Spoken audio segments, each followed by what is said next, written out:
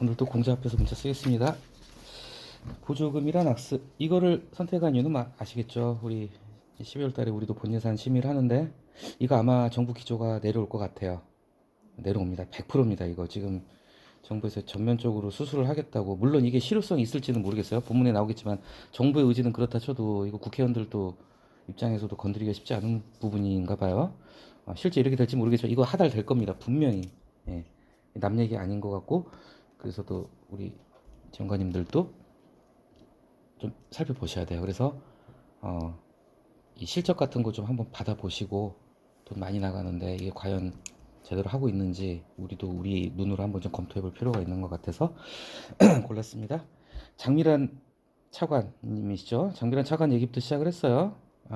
약간 저는 조금 억지스럽다는 생각을 했습니다. 반복 얘기를 하기 위해서 장미란을 차관을 소환을 했는데 이렇게까지 했어야 되나 좀 하는 생각이 좀 들어요. 제가 감히 누구 글을 갖다 함부로 평가하면 안 됩니다. 그렇지만 어쨌건 딱 보니까 좀 젊은 기자분 같아요. 근데 어쨌건 경제 코너에 한 꼭지를 맡아가지고 고정 칼럼을 연재할 정도면 상당히 좀 나름 이 회사 안에서는 인정을 받는 분인 것 같은데, 예, 감히 건방지게 제가 평을 하자면 몇 군데 잘못된 부분도 있고요. 조금 그렇게 자연스럽지는 않습니다. 솔직히 보조금이라는 얘기를 꺼내오는데 장미란 차관 얘기를 반복을 갖다가 얘기하기 위해서 약간 무리해서 소환을 했다는 느낌이 저는 생각을 합니다. 어디까지 제 개인적인 의견이니까요. 저는 비전문가입니다. 예, 그러니까 오해하지 마세요. 어쨌건 자 장미란 차관을 소환한 이유는 오로지 반복 얘기를 하기 위해서 예, 그렇게 된 거예요. 첫 문장을 보는 순간 전 좀 매끄럽지 못한 생각이 들었어요. 우리가 구어에서는 많이 쓰는 표현이에요. 뭘 했다, 뭐 공부를 했다, 식사를 했다, 내지는 내가 반장이 됐다, 뭐 내가 공무원이 됐다, 내가 국회의원이 됐다. 뭐가 했다 됐다 이런 표현을 우리 구어체에서 많이 쓰지만 문어체에서는 그렇게 썩 좋은 표현은 아니라고 생각이 드는 게, 제가 첫 문장을 보는 순간에 어떤 생각을 했냐면 장미란이 2차관이 됐다, 됐다 앞에다가 기용됐다, 임명됐다 이러면 조금 더 글다운 글이지 않았을까 하는 생각이 돼요. 장명 교수 물론 틀린 표현은 절대 아니에요. 2차관이 됐 그렇죠. 장미란 씨가 2차관 됐어요. 그런데 기용됐다, 임명됐다 조금 더 의미가 정확하지 않았을까. 자, 근데 두 번째 문장도 저는 좀 약간 삐딱하게 봤습니다. 자, 그가 역도 세계를 제패한 데 이어 체육계 정책 결정권자로 발탁된 배경이 반복이, 뒤에 보시면 아시겠지만 역도 왕이 된 거는 반복의 힘이 맞아요. 그런데 차관되는데 반복하고 무슨 관계가 있을까요? 자, 그죠? 역도 금메달 탄 거는 반복이 맞아요. 그런데 결정권자로 발탁된 게 반복하고 무슨 상관이 있을까요? 저는 좀 약간 의문을 제기하겠습니다. 뒤에 나오죠. 자, 역도 왕이 될 이유가 뭐냐? 반복이다. 이거 근데 장미란 차관만이 아니라 모든 스포츠의 기본이죠. 반복입니다. 뭐 공부도 그렇고요. 반복하는 걸 좋아한다. 그래서 연습을 반복해 좋은 결과. 자, 겸양했다. 자주 쓰는 표현은 아닌데요. 좀 그래 멋을 주기 위해서 이런 표현 씁니다. 겸손하게. 자, 엄밀히 말하자면요. 이것도 겸양했다도 뜻을 뜯어보면요. 겸손하게 양보했다는 뜻입니다. 그러니까 누구한테 양보했다 그런 뜻이라 이것도 제 느낌엔 매끄러운 표현은 아니에요. 근데 어쨌건 내가 잘나서가 아니라 반복의 힘이라고, 그 어떤 공을 반복에 돌렸다는 의미로 본다면 양보했다고도 볼 수 있겠죠. 자, 어쨌건 이렇게 해서 첫 번째 단락에서 장미란 차관 얘기를 소환을 했어요. 이제 그 뒤에는 솔직히 장미란 차관하고 상관없는 얘기들이에요. 보조금하고 장미란 차관은 아무 상관없죠. 뒤에 한번 등장은 하는데요. 자, 그래서 어떤 반복은 황재균 문체부 차관을 만들었지만, 자, 어떤 방법 실패한다. 그러면서 보조금 악습을 얘기를 하고 있죠. 지금 윤석열 정부는 건전재정 기조로 전환을 하면서 지금 이제 보조금 수술을 하겠다고 천명을 했어요. 저도 처음 알았네요. 1조 원 단위로 나타나는. 그래서 이걸 대수술하겠다. 이거 인정하고 들어갔습니다. 그 다음에 이제 기재부 입장을 얘기를 한 거예요. 첫 번째 문장, 세 번째 단락의 첫 번째 문장도 저는 개인적인 의견이라는 거 여러 번 말씀드립니다. 개입하는 한, 왜 개입이라는 표현을 썼을까? 저라면은 개입이라는 표현 대신에 관여라는 표현을 썼을 것 같아요. 왜냐하면 사전적인 의미도 그렇지만은 우리가 통상적으로 쓰는 뜻이 개입은요, 내가 낄 자리 아닌데 끼어 들어간다고 할 때 보통 개입이라는 표현을 쓰거든요. 근데 여기 관계자는 한 말 보면은 정당하게 예산 편성 작업에 관여하는 거지 낄 자리 아닌데 숟가락 튀면 그런 개입의 개념은 약간 아니에요. 개입은 굉장히 부정적인 의미로 또 쓰죠. 근데 이거 개입이라기보다는 관여라는 표현이 더 좋지 않았을까, 저는 그렇게 생각을 해봅니다. 자, 이건 정말 지방의회 예산도, 그 지방자치 예산도 마찬가지입니다. 보조금 예산 이거 진짜 건드리기 힘들어요. 이거 깎으면요, 쌍심 지키고 덤벼듭니다. 저는 경험을 해왔습니다. 집행부 있을 때 모 단체 정말 답이 안 나오길래 당시 예산팀 차석 누군지 아시죠? 저쪽 방에 있는 사람하고 제가 용감하게 잘라버렸어요. 날려버렸어요. 근데 정말 미안한 게 나중에 시달린 건 저 아저씨가 더 시달렸더라고요. 사고는 제가 쳤는데. 근데 이거 진짜 못 자릅니다. 정말 이거 못 건드려요. 자, 그렇기 때문에 굉장히 이례적이란 말을 쓸 정도로 제대로 칼질을 하겠다라는 거죠. 근데 이게 정말요, 먼저 가져간 게 눈먼 돈이라고 생각을 해요. 그래서 진짜로 이 보조금 헌터라고 하는데요, 은근히 많아요. 이것만. 특히 지자체 보조금 헌터. 제가 구체적으로 얘기 안 하겠지만, 우리도 그런 분들이 있어요, 진짜. 진짜 기가 막히게 도비를 갖다가 어떻게 따와요. 도비 매칭이 오면 우리 시에서 안 세울 수가 없거든요. 이것도 잘라내기도 힘들단 말이에요. 그러면은 그걸로 뭔가 해고 막 해가지고, 뭐 구체적으로 말하지 않겠습니다. 자, 보조금 하면은 항상 따라다니는 방만하게 운영됐던 중간에 네 번째 주죠. 보조금 예산 방만하게 운영돼 왔습니다. 사각지대 맞아요. 이번에 정부지가 그만큼 강한데, 그래서 칼질을 하겠다는데, 자, 기재부 입장은 이래요. 그런데 예산이라는 건 우리도 마찬가지지만은 정부하고 국회가 같이 합작을 하는 거잖아요. 정부 차원에서는 이렇게 관료들은 이렇게 할 수 있어요. 그런데 문제는 국회로 넘어오면은 과연 제대로 될까? 자, 우려되는 지점, 좋은 표현입니다. 저도 좀 개인적으로 많이 쓰는 표현인데, 뭐뭐 하는 지점 바꿔 쓴다면 우려되는 대목, 뭐 이렇게 될 수 있겠죠. 우려되는 지점. 요 다음 단락에서 지점이 한 번 더 등장을 해요. 저라면은 동호 반복 안 할 것 같아요. 처음에는 지점 쓰고 두 번째는 대목이라고 쓸 것 같아요. 저는 뭐 저가 그렇다는 거고요. 자, 결국은 국회 오면 이거 흐려질 수밖에 없다는 거죠. 국회는 아시겠지만 원래 삭감만 할 수 있는 게 원칙인데 증액 요구 권한이 있습니다. 물론 정부가 동의해야 돼요. 기재부 장관인가가 동의를 해야지 증액을. 어쨌든 근데 다만 뒤에 나오죠. 정부 협조 필요하다. 기재부 장관일 거예요 아마. 정부 동의가 있으면 증액 시킬 수도 있어요. 삭감만 할 수 있는 게 아니라 우리도 마찬가지입니다. 저쪽 예산팀하고 협조 거치면은 증액 요구할 수 있습니다. 이게 문제가 뭐냐면요. 모든 요즘 칼럼 사설 자주 등장하죠. 총선을 앞두고 총선 앞두면 정말 영감님들 약해집니다. 외풍이 세게 불 수 있다. 쉽지가 않죠. 자, 정부가 뚝심을 가지고 그래서 적극적으로 설득에 나서야 된다. 그 여담인데 이 증액 요구 권한은 헌법 57조에 나와 있는 부분인데요. 이게 증액을 요구할 수 있다가 아니라 원칙적으로 이게 부정적인 뜻으로 돼 있어요. 그러니까 이게 정부가 협조를 해야만 동의가 있어야만지 그러니까 증액을 요구하는 건 이제 예외적인 거라는 거죠. 삭감이 원칙이고 증액을 못하게 돼 있습니다. 원래. 어쨌건 예외적으로 할 수 있는 권한도 있으니까 국회 심의 과정에서 다시 도루묵이 될 수도 있다는 걸 우려를 얘기하고 있죠. 자, 그 다음 단락도 이것도 좋은 내용인 것 같습니다. 매일경제 치고는 굉장히 용감한 대목이라는 생각이 드는데요. 내로남불 하지 마라. 결국은 선택적 정의하지 말라는 거죠. 뽑은 칼은 내 편 모두에게 날카로워야 된다. 이거는 참 이 기자분이 용감하게 쓴 대목이라고 생각이 들어요. 이거 뻔한 얘기죠. 내 편과 네 편 모두에게. 그러니까 정부 입장에서는 친정부 쪽만이 아니라 반정부 쪽 똑같이 해라 이거죠. 내 편에 대해서는 무딘 잣대, 상대편에서는 엄격한 기준. 좋은 표현입니다. 무딘 잣대 엄격한 기준 이렇게 상응하는 거죠. 잣대하고 기준하고 같은 용도로 쓰는 말이잖아요. 내 편에 대해서는 그냥 솜방망이식으로 무딘 잣대로 평가하고 상대방한테 엄격한 기준 들이댄다면 안 된다 이런 얘기겠죠. 앞서 말씀드렸지만 여기서도 지점이란 말이 반복이 되는데 저라면 대목이라고 바꿀 것 같습니다. 자, 그래서 결국 뭐냐면은 내 편, 이 편 가리지 말고 내로남불 하지 말고 공정하게 똑같이 해라. 분배하고 수령 시스템을 공평하게. 이 중요한 게 뭐냐면은 이 지원 기준하고 사용 내역을 투명하게 공개하는 게 핵심이다. 제가 감히 이런 저보다 훨씬 필력이 좋고 공부를 많이 하셔도 기자분 글을 갖다가 뭐라고 하면 안 되는데요. 제가 참 이 문장도 여러 번 봤는데 이 문장 있죠. 보조금 지원 기준과 사용 내역을 투명하게 공개하는 게 내로남불 지적을 피해갈 수 있는 핵심이다. 사실 이거는 약간 비문적인 표현이에요. 피해갈 수 있는 엄밀히 말하자면 핵심적인 방법이다. 어떤 도구다, 수단이다 이런 게 들어갔어야 돼요. 왜냐면은 공개하는 것 자체가 핵심이라는 거는 제가 좀 잘못 생각하고 있는 건지 모르겠지만 좀 더 정확한 문장 구설을 위해서는 핵심적인 뭐 꼭 필요한 필수적인 방법이다. 수로가 방법이다가 돼야 될 것 같아요. 핵심이다보다는 이게 좀 더 정확한 표현이지 않을까 싶어요. 그래서 이건 참 젊은 기자분 같은데요. 용감한 글이에요. 내 편이 아닌 단체들의 돈줄을 바로 뒤에 이제 우리가 카르텔 볼 건데 내 편이 아닌 단체들의 돈줄을 재는 수단으로 변질된다면 이거는 내로남불의 반복일 뿐이다. 그래서 두 가지 얘기를 했죠. 일단은 국회에서 잘해야 된다는 거 그리고 공평하게 선택적 정의하지 말고 네 편 내 편 공평하게 해야 된다. 자, 그 다음 단락에서 금메달 나온 거 보고 그래 여기서 한번 소환이 다시 됐구나. 장미란 하면 역도 금메달이죠. 그래서 금메달감이다. 예, 한번 다시 한번 소환을 하긴 했어요. 앞에 장미란 얘기가 나왔기 때문에 금메달이라는 표현을 쓴 것 같습니다.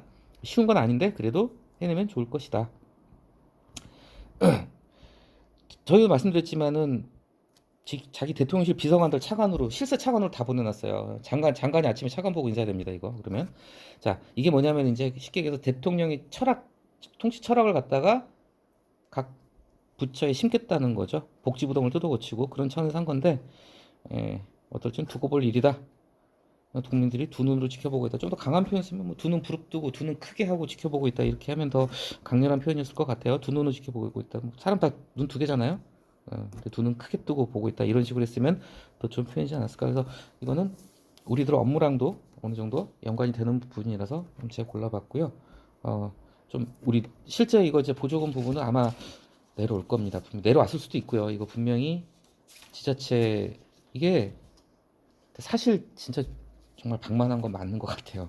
제가 실무 조금 해봤는데요. 이거 진짜 꽤 많습니다. 그 다음 거 보겠습니다. 다음 게 한겨레죠. 실업급여도 카르텔인가요? 이거는 이건 보수 심지어 같은 국민의힘 내부에서도 굉장히 강하게 비판이 나오고 있어요. 이거 좀 박대출 의원이죠. 이분께서 말 좀 크게 잘못하신 것 같아요. 이거. 게다가 여기서 지금 샤넬백이 나왔어요. 근데 뉴스 보셨겠죠? 우리 저기 대통령 네 분께서 회의 순방 가셨는데 지금 명품샵 들른 거 지금 나와버렸어요.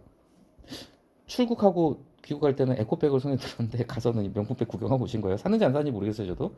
근데 여기서 이게 샤넬백이가 나와버리니까 지금 이게 시너지 효과가 아시겠지만 또 물난리가 나가지고 지금 난리가 났잖아요. 그러니까 지금 의도하지는 않았겠지만 여당이나 대통령실 입장에서는 지금 약간 제가 봤을 때 대형 악재. 작년 수해 때도 그랬는데 지금 또 그렇게 생겼어요. 근데 이 샤넬이 지금 결국 말썽이 돼버린 거예요. 지금 박대출. 그래서 이건 제가 확인했습니다. 보수 언론에서도 같은 보수 진영, 같은 국민의힘 내부에서도 이거 말 잘못했다. 이거 지금 굉장히 비판이 많아요.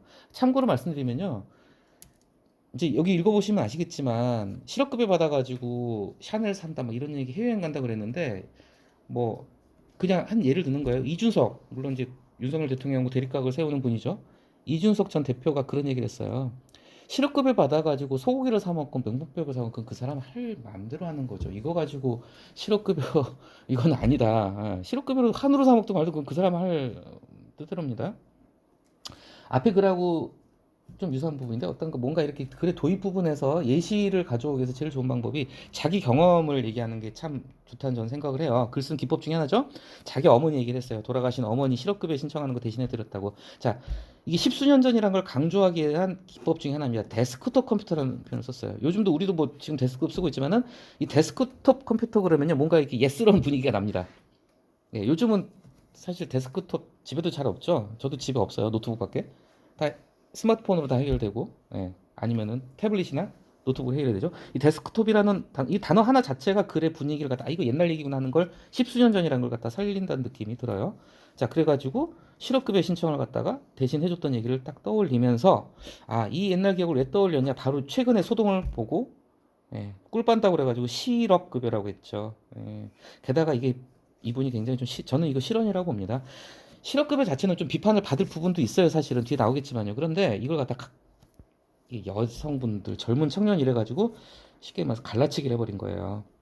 어떤 뜻인지는 이해하겠어요. 이제 남자분들이라는 게 이제 중년의 가장들 얘기하는 거겠죠.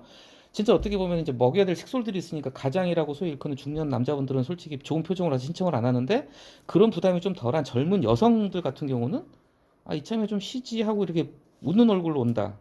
올 수도 있죠. 어? 근데 이제 여기서 해외여행 샤넬 선글라스 이게 좀 이건 분명한 실언입니다. 지금 이 실업급여 하한액을 낮추거나 이게 뭐냐면은 최소한 얼마는 실업급여를 주게 돼 있는데 법적으로 이걸 갖다가 낮춰버린다는 거죠. 쉽게 최저임금제 낮추는 거랑 마찬가지죠. 어떻게 보면은 그리고 아예 하한을 없애버리겠다. 안 줄 수도 있다는 거예요. 쉽게 얘기하자면 거기서 이제 실무자가 했던 얘기인데 이걸 갖다 박태출 이분이 이 말 그대로 옮겨가지고 이제 사단이 난 거예요. 이거는. 자, 여기서 다시 개인 경험으로 돌아옵니다. 저는 이 부분이 참 잘 쓴 부분이라고 생각을 해요. 이 부분에서 자기 돌아가신 어머니를 떠올리는 거예요. 당시에 어머니는 실업급여 신청을 할 때 무슨 옷 입었지? 일부러 좀 없어 보이려고 막 약간 좀 누추하게 가셨을까? 자, 청소일을 하러 가도 이런 분들 참 많으시죠. 언제나 곱게 화장을 하고 단정하게 옷을 차려입고 가던 사람인데 우리 엄마는, 자, 그럼 우리 엄마도 그런 오해 아닌 오해를 받았을까? 자, 이분 자기가 하는 일을 갖다 오픈했어요. 온라인 여론의 추이를 좇는 일을 하니, 자기 하는 일이죠. 자기가 이런 일을 하다 보니까 SNS를 이제 온라인 반응을 이제 살펴본 거죠. 근데 이거 실제 좀 제가 봤는데 난리 났어요, 이때. 네, 온라인 공간 거대한 분노. 네, 졸지조롱을 당한 구직자, 잠재적 구직자의 분노는 심상치 않았다. 이게 상당히 여론이 들끓었습니다. 그래서 몇 가지 사례를 들었죠. 샤넬 선글라스 쓰고 가면 안 되냐? 자유자유 외치면서, 자유자유는 누가 외치는지 아시죠? 저기 귀국 가신 분입니다. 자, 자유자유 그러면서 내가 받은 돈 내 마음대로 못 쓰니? 아까도 얘기했지만 그 돈을 한우를 사 먹건 뭐라건 간에, 쌀을 사건 뭐라건 간에 누가 보면 한 1,000만 원 주는 줄 알겠다. 내가 일하면서 낸 돈, 이게 중요하죠. 실업급여 이거 공짜로 받는 거 아니죠. 고용보험료 다 내서 그 돈에서 받는 겁니다. 그래서 온라인에 심상치 않은 이런 사례를 들었고요. 자, 두 번째 단락에서는 사실 이 실업급여의 문제점을 좀 지적을 하고 있어요. 그래서 재밌는 표현인데, 정부와 여당의 시각을 최대한 선회가 뭐냐면은 좋게 해석한다는 거죠. 우리말로 좀 풀어쓰자면 100번 양보하자면, 그래, 너네 뜻을 갖다 100번 양보해서 해석하자면, 이런 문제는 있어요. 실업급여에만 사람이 의존을 하게 되면 일 안 하겠죠, 당연히. 거기에 의존하고 이런 뭐 그런 취지로 한 말이었을 텐데, 전체 발언 취지는 그렇겠지만 어쨌건 표현은 잘못됐다. 그 다음 단락에 얘기하죠. 메시지만 강조하면 그 제도 정비 개선 이런 얘기를 드라이하게 했으면 좋을 텐데 왜 거기 여성이 들어가고 샤넬이 들어가고 청년 이런 식으로 콕 집어서 갈라치고 조롱지고, 이거 약간 잘못됐다는 거죠. 표현을 잘못했다, 이걸 지적을 하는 거죠. 그러면서 이걸로 끝난 게 아니죠. 제목이 그렇잖아요. 실업급여도 카르텔인가요? 지금 대통령께서 그렇게 말하는 게 이권 카르텔이잖아요. 이제 전체 싸잡아서 비난하기 위해서 이제 실업급여에 의해서 이 실언에서 이제 소환을 합니다. 이번 일도 국정운영 방식의 되풀이로 보인다. 그동안 계속 해왔다. 뭐 여러 번 봤던 부분이니까 다 아시죠? 뭐 노조, 시민단체, 교육, 언론, 카르텔, 뭐 저기 이권 카르텔. 자, 문제를 도려내서 고치기보다 뒤에 나오겠지만 구조적인 해결이죠. 구조적으로 문제를 해결해야 될 텐데 특정 집단 전체를 악마화시키고, 좀 약간 센 표현이긴 합니다만 비판적인 입장에서 이렇게 보는 것 같아요. 망신 주고 때리고. 그래서 그 킬러 문항 얘기하면서 강남 저기 이제 그 일타 강사들, 억대 연봉 받는 강사들 때렸죠. 그리고 노조 때렸고요. 자, 이번에는 구직자들에게도 실업급여 카르텔 딱지를 붙이고 싶은 것일까 걱정스럽다. 이런 얘기를 한 겁니다. 그래서 기존의 어떤 사례들, 뭐 노조나 이런 교육, 사교육계나 이런 거 예시를 하면서, 자, 그래서 이제 이게 이제 주제 단락인데 그 다음이 뭐냐면은 문제를 해결하려면 구조적으로 해결을 하라는 얘기를 하는 거죠. 어떤 굉장히 계층 간 갈라치, 이게 또 우리 사회 분위기가 그렇잖아요. 남성, 여성 굉장히 좀 민감합니다. 남혐, 여혐이 또 상존을 하고 있는데 이런 식으로 워딩을 하지 말고 구조적인 문제를 해결해라. 이제 이게 실업급여가 왜, 그러니까 사람들이 왜 실업급여를 신청을 하겠어요? 해고되니까 이제 일을 그만두니까 신청하는 거잖아요. 이게 바로 이제 우리 일자리 현실입니다. 좋은 일자리는 적고 초단기 일자리가 대다수고, 자, 괴롭힘 갑질 때문에 이런 경우 은근히 많아요, 진짜로. 이것 때문에 그만두는 분들. 자, 재취업 쉽지 않죠. 경기도 다 죽었는데. 장시간 노동 산업재 그 일터, 그다음에 오임 위반 뭐 사각지대. 이게 바로 여자분들 계약 기간 만료 젊은 청년들 따옴표 쳤죠. 이게 따옴표 친 이유가 뭐냐면은 어 이분들을 대상으로 약간 샤넬 얘기를 하면서 비판적인 얘기를 한 걸 그대로 가져와서 얘기를 하는 거. 이 사람들이 왜 실업급여를 신청하느냐. 뭐 다는 아니겠지만 이런 우리나라 노동 현실이 시궁창이기 때문에 실업급여를 자꾸 이직을 하게 되고 그만두고, 그래 실업급여 신청하는 거 아니야. 새롭게 일자리 구할 때까지 먹고 살아야 되니까 신청하는 게 실업급여잖아요. 그래서 정부가 큰 그림을 갖고, 이게 뭐냐면 앞에 나왔던 첫 문장에 이 단락의 첫 문장 구조적 문제죠. 구조적으로 해결해라는 거죠. 큰 그림, 구조 전체를 갖다가, 노동시장 전체를 갖다가 좀 개선을 해야 될 노력을 정부가 해야 되는데, 실업급여 받아가는 사람들 갖다 그렇게 갈라치기로 모욕을 주고 조롱하듯이 얘기하는 건 잘못됐다는 얘기인 거죠. 그렇죠. 노동시장 카르텔이야. 이 노동시장 카르텔이라는 표현도 그래요. 결국은 이 노동시장에 굉장히 좀 부조리들, 이거야말로 카르텔이다. 실업급여 타가는 사람들이 카르텔이 아니라 노동시장 자체가, 우리 노동 환경 자체가 이런 카르텔이 되게 부정적인 의미를 쓰고 있잖아요. 지금 부정적입니다. 이걸 갖다 구조적으로 개선해야 된다. 자, 그 다음 단락은 실제로 없어도 상관없어요. 왜냐하면 앞 단락에서 얘기 다 끝났습니다. 자, 무조건 때리기만 하다 보니까 말이 꼬이는 건 이번에도 마찬가지다. 그전도 계속 그랬다는 걸 다시 한번 얘기하면서요. 고용노동부 2021년, 이건 문재인 대통령 때입니다. 문재인 대통령 때는 언론 보도 설명 자료에서 우리나라 실업급여는 낮다, OECD에 비하면은 좀 높여야 된다, 이런 얘기를 했어요, 고용노동부가. 근데 정권 바뀌고 싹 바뀌었죠. 이게 우리나라 좀 다른 나라도 그렇겠지만 정권 바뀌면서 오랜 사회적 합의가 송두리째 흔들리는 이제 여러 분야에서 좀 그런 게 나오잖아요.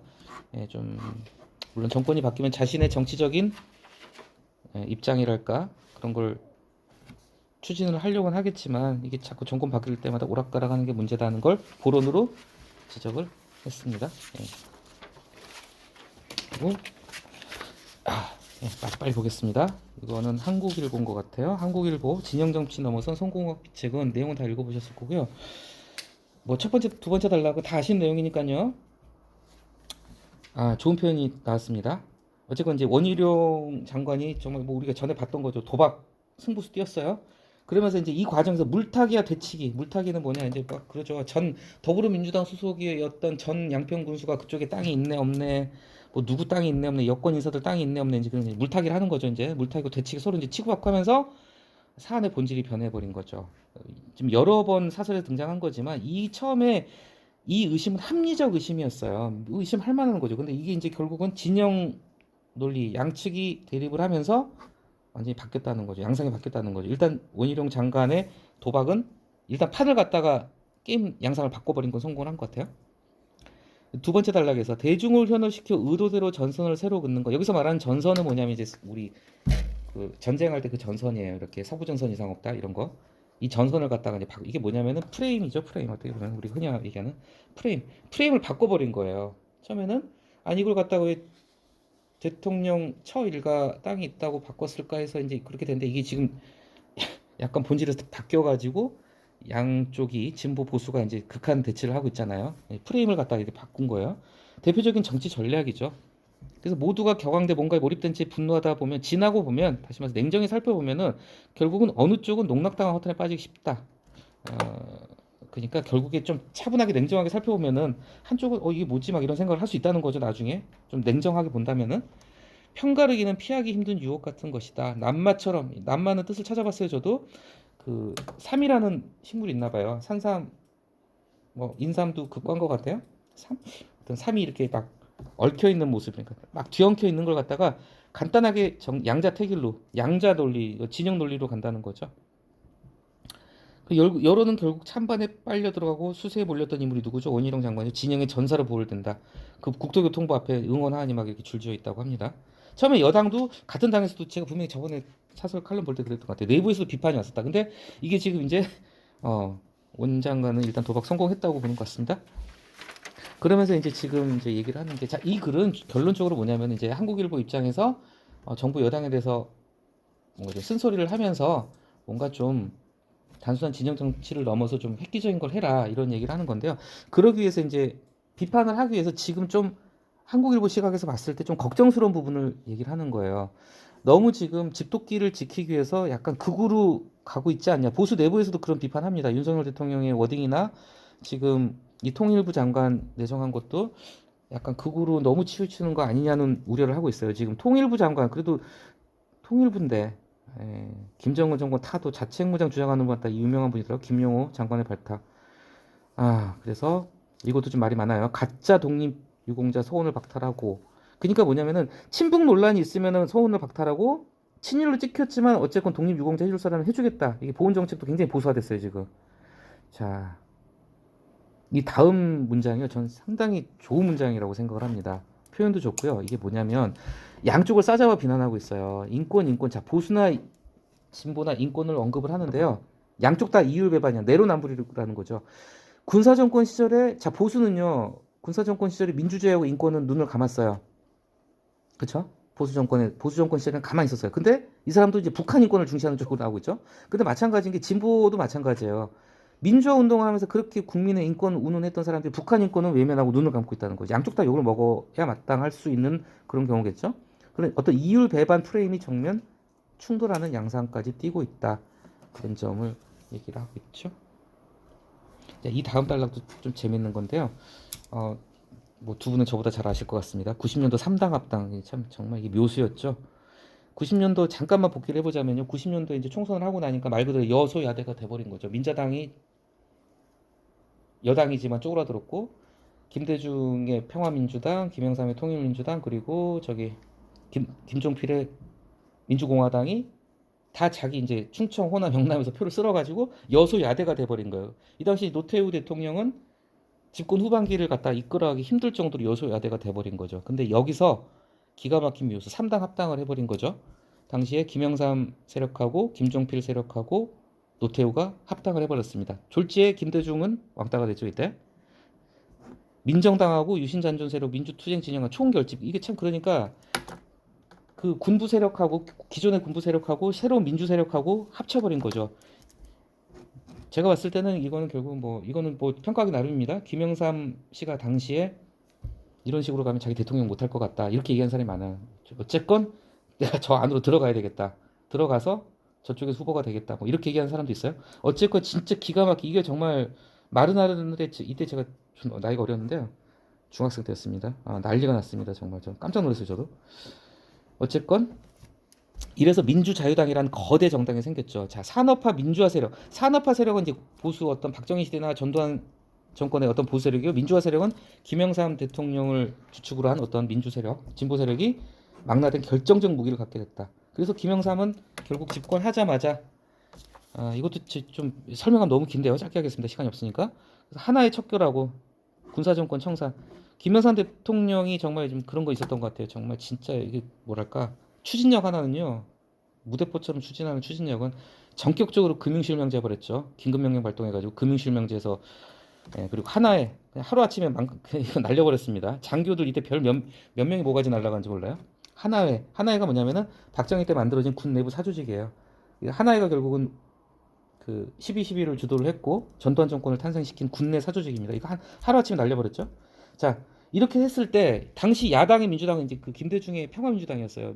이제 당명을 바꿨겠죠. 민주당이 뭐 박수는 쳐요. 근데 우리 김영삼 대통령이 다 나서서 하고 있네. 국민과 함께 열광하는 난감한 처지의 개정력. 자신들의 주장을 대통령이 혁명적으로 밀어붙이니 넉나간 채 쳐다보면서 박수밖에 못 친 거죠. 여기 김영삼 대통령이 나중에 IMF를 가져오긴 했지만 인기 좋았습니다. 그래서 정말로. 그리고 실제 이분이 좀 긍정적인 평가, 재평가 받는 부분이 바로 이런 뭐 하나의 척결하고 금융실명제 강하게 추진하고 뭐 이런 부분이요. 자, 어쨌건 간에 이게 뭐냐면 어떤 우리가 흔히 얘기하는 발상의 전환이랄까. 허를 찌르는 반전이라는 거죠. 이 3당 합당은요. 후세가 평가하기 이 김영삼 정말 정치 구단이라고 하는 김영삼의 정말 그 정치 생에서 최고의 묘수라고 평가를 하고 있거든요. 정말 허를 찔러버렸죠. 여당인 군부 세력하고 합당을 해버렸어요. 물론 그래서 욕은 많이 먹었습니다. 그래서 당시 등장한 게 꼬마 민주당이었어요. 우리가 아는 노무현 대통령이 꼬마 민주당 출신입니다. 그러니까 기존에 통일민주당이 있었죠. 통일민주당이 어느 날 당수인 총재 김영삼이 우리 저기 노태우 당이랑 합칠 거야 이러니까 당연히 거기에 반발하고 나선 사람이 있겠죠. 야합이다 그러면서 야합. 그거 반대해가지고 꼬마 민주당에 잔류했던 사람이 바로 제가 알기로 노무현 전 대통령이었어요. 그래서 이 꼬마 민주당이 나중에 이제 김대중 평민당하고 합치고 지금의 민주당의 시초가 된 거죠. 자, 그러면서 그 다음 단락에서 뭐라면 윤석열 대통령한테도 그런 점을 기대할 만했다는 걸 얘기하고 있어요. 왜냐하면 윤석열 대통령이 처음에 정치 선언을 하고 대선 출마 선언했을 때 굉장히 좀 보수지만은 지금 같은 모습이 아닌 뭔가 좀 진보를 뒤 나오잖아요. 보수 대통령 아무도 안 불렀어요. 이물이라는 곡을 불렀어요. 5.18 가가지고 또 노무현 대통령 좋아한다고 그랬어요. 보험을 찾아가서. 그런데 지금 정작 윤석열 여당은 그런 모습은 싹 없어졌다. 그런 점을 지적을 하고 있죠. 그러면서 어떤 꿀팁을 얘기를 하는 거예요. 여기 나오죠. 박빙의 선거일수록 가운데 스윙버터 중도층이 스윙버터. 왜 스윙버터냐면 이게 근해 생각하시면 됩니다. 이게 스윙 왔다 갔다 왔다 갔다 이번엔 이쪽 찍고 저번엔 저쪽 찍고 스윙. 자, 스윙 보터 투표한 사람들이죠. 중도층 무당층 유권자들이 결국은 선거를 좌우할 텐데 자 이럴 때 한 가지만 저는 굉장히 기가 막힌 아이디어라는 생각이 들었어요. 한 가지라도 전향적으로 방향을 튼다면 앞에서 봤듯이 야당 허를 찌르는 거죠. 그렇게 극우 보수화된 모습 보이지 말고 전향적인 좀 진보적인 정책 하나 받아가지고 지금 노란봉투법 나오죠. 한 가지로 방향을 튼다면은 민심이 깜짝 놀랄 것이다. 그리고 한꺼번에 글로 쏠릴 수도 있다. 이보다 더 솔깃한 선거공학이 어디 있겠나 하면서 나름 훈수를 둔 글이었습니다. 쉽게 해서 허를 찔러라 그런 게 필요하다는 걸 얘기를 하면서 결국 하고 싶은 얘기는 그거 같아요. 그러니까 지금 은연중에 지금 여당하고 정부가 굉장히 약간 극우 쪽으로 가고 있다는 것을 우려하면서 그런 내용이었습니다. 여기까지 하겠습니다. 감사합니다.